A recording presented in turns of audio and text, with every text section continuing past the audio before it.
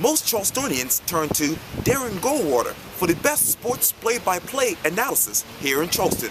And in this edition of Quintin's Close-Ups, I sit down with him one-on-one. Well, Darren, let's walk down memory lane for a moment. That's always dangerous. Yes. It was a humid day in August, and I met with you and your wife at Taco Boy on Hughie Street. Yep. And we did an interview for my web show. Yep. And you were very friendly to me. Sure, yeah. I remember that very well. I think that was probably the first time we met. That's right. How are you doing? I'm doing very well, I was talking to Ryan recently on Twitter about the fact, I want to talk to her about if she's wrapped around her mind around the fact that, she's going to be a mom. And she told me it's scary. Mm-hmm. I want to know if you're actually wrapping your mind around the fact that you're going to be a father. It's, I have to at this point. Yes. We're less than 4 weeks away from the expected due date. Wow. So we are, we're ready for it. And I think now it's just the fear of the unknown and just kind of waiting for the girl to be born and then just kind of figuring it out as we go. I mean, as I've told her many times, there are a lot of people that have pulled off this parent thing, so I'm sure we can do it too. Yes, you can. And it's been a while since you've been married to Ryan. Yeah. Put on your memory hat and tell me, how did you guys fall in love and eventually marry? She loves the story. It was probably 2004 maybe when we first met. She is 5 years older than me, and the first time we met, I thought she was beautiful. I thought she was cool. She liked sports. She was everything I wanted. Yes. But I figured she wanted more than I did at that time. So as she tells it, we met that one time and I never called her again for an entire year because as she says it, I thought she was too old. That wasn't actually what it was. I just figured she was ready for more that I wasn't ready for. Yes. So about a year later, I was invited to go to a River Dogs game and by a mutual acquaintance of ours. And I said, I'll only go to the game if she comes. So she came that day to the River Dogs game, and pretty much, yeah. In addition, you are the marketing consultant for Water Consulting. I am. I'm wondering, what is it like to work with your wife? She does the vast majority of the work. Okay. When she left the TV industry, yeah. She created a marketing and PR firm, Water Consulting, and has done an incredible job. I mean, she was far more prepared than I think she even knew, and has exceeded, I think, any expectation anyone could have possibly had for her. So what I do is I pretty much just help whatever she needs, the little things, because what she's done is incredible. I mean, she's got clients as big as the Firefly Sunset Resort out in the Bahamas, Germain Dermatology here in town.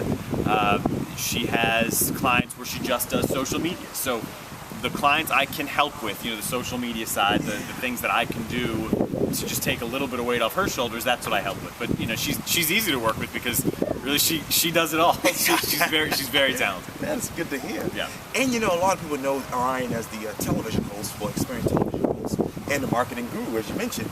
But beyond that, who is Ryan Nelson to you? Ryan Nelson to me is the best friend I could have ever asked for, and a great wife, and I'm sure she's going to be a perfect mom. Yes. And she is someone who I'm lucky to have. When I travel a lot for work, and there's nothing better than coming back home and seeing her. So she's the most important person in my life. So that's who she is to me. And a lot of people know you as from sports. But beyond sports, who's Darren Goldwater?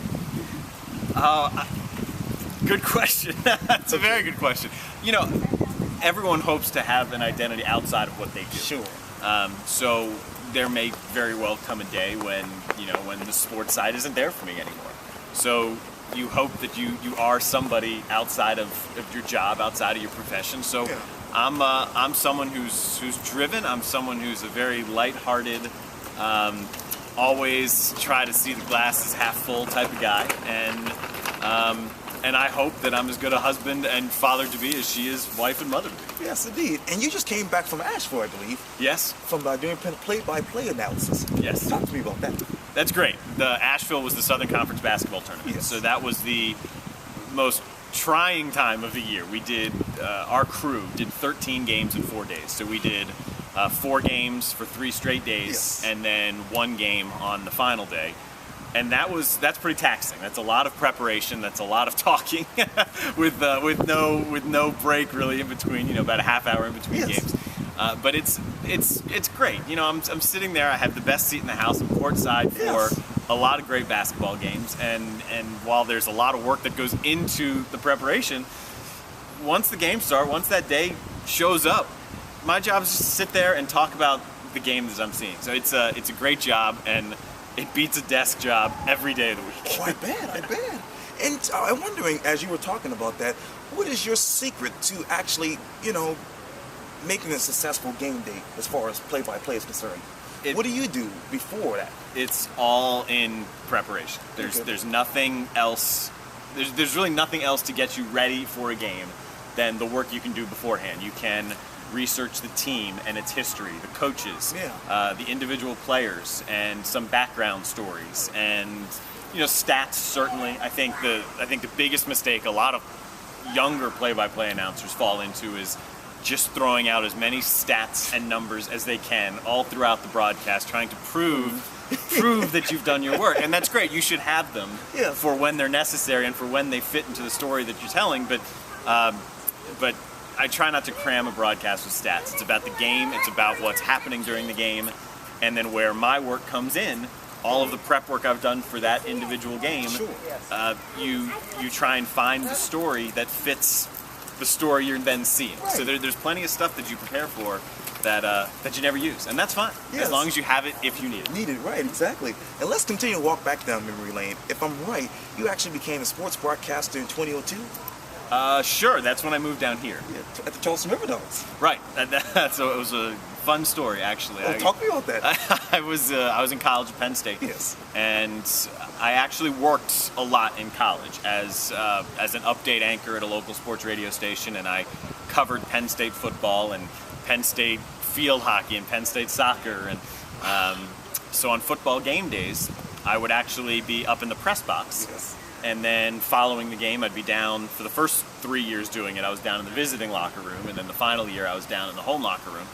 And I would interview people. I would race back to the station. I would cut the sound. I would, get that to the hosts, and then I'd be the guy updating scores throughout the postgame show. But I had never done play-by-play. None of that was really in my mind. I was thinking I wanted to be a sports news type of guy. Yeah. And it came time to graduate, and I went to an advisor of mine, Bob Martin, who I'm still pretty close with. Yes. And I said, what in the world do I do now? What do I do? And didn't he tell you to go to baseball winter meetings? Right. But I couldn't do that unless I had a game of play-by-play. Oh. So I went to my boss. I said, give me a game, anything. I did a high school basketball game. I went to the baseball winter meetings with a high school basketball resume tape and got 2 job offers, and was followed around by a guy named Josh Lewin, who's the radio announcer for the New York Mets and the San Diego Chargers. And he ended up writing a book about me and 2 or 3 other people following us around called Getting in the Game. Yes. And it was just a wild time that landed me in Charleston, and sure glad that happened now. Yeah, because you're one of the big persons in town as far as sports is concerned. Well, thanks. I don't know if that's true, but I appreciate it. I think so. Okay. Well, from the River Dogs, you went on to Kirkman Broadcasting. Talk to me about your time in radio there. Kirkman Broadcasting is interesting. It's the local ESPN radio affiliate, and that's one of the stations that's in that building. I did a lot of different things there. I was a producer and co-host for an afternoon show with Bobby Harton and Bobby Harton's Fan Talk, and man, that was a blast. Yes.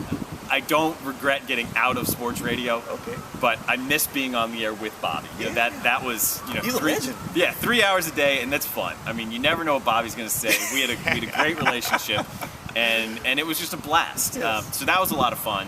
Selling AM radio is a virtually impossible task, particularly in today's marketplace. So it wasn't hard at all to leave that side. But it allowed me to get my hands in on a lot of different things from the radio standpoint. So I was behind the board, I was co-hosting, I was selling, I was doing some marketing, I was doing a ton of play-by-play, anything I could get my hands on from Charleston Southern and high school football, anything I could do. Yes. So it gave me a whole lot of experience, and for that it was good. And speaking of college, you actually went on to the Citadel. That's right, and that was great. That was I was fortunate to be in a position at the Citadel that very, very few broadcasters are.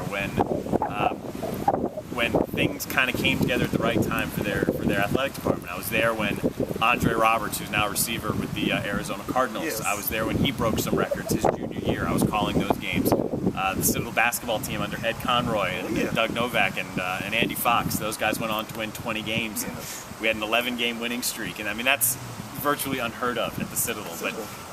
But I was there for that ride. And then the baseball team wins over 40 games, and we go to the Columbia Regional and win a game, and had a chance to even get into the Super Regionals. And it's not often that Citadel radio guys, in such a short time, I spent 3 years there, but I got to experience very high highs with a athletic department, which, you know, it's not easy to win there.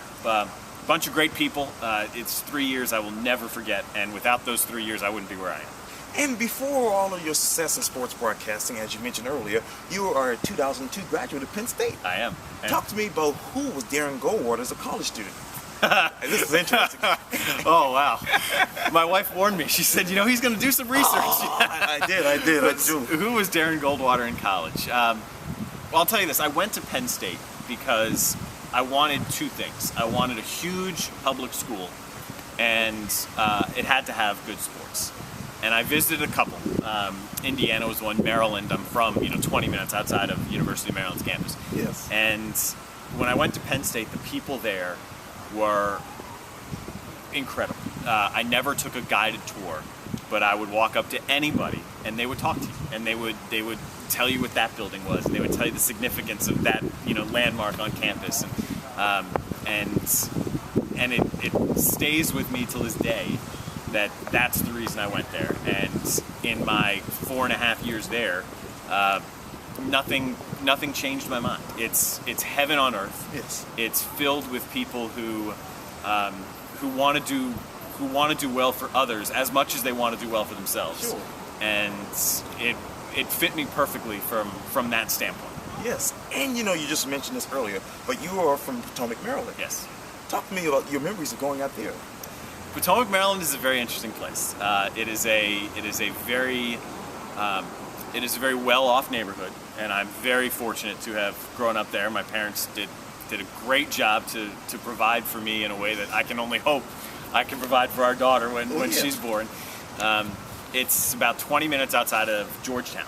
Yes. And there's not a whole lot to do in Potomac, but it was great. I had everything I needed. I had a childhood I think a lot of people would kill for, and for that I'm very grateful.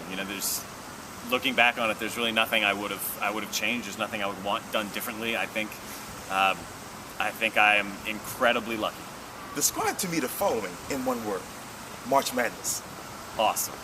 Sports. I could use awesome a lot in this sequence, I bet. In one word, sports, huh? Yeah, take your time. I don't know if there is one word to describe sports. I'd say passion for sports. Fletcher. Oh, he's my man. Fletcher's our 13-year-old chocolate lab, and he is my man. He's my boy. Ryan Nelson. Love of my life, best friend. Goldie. my nickname for as long as I can remember.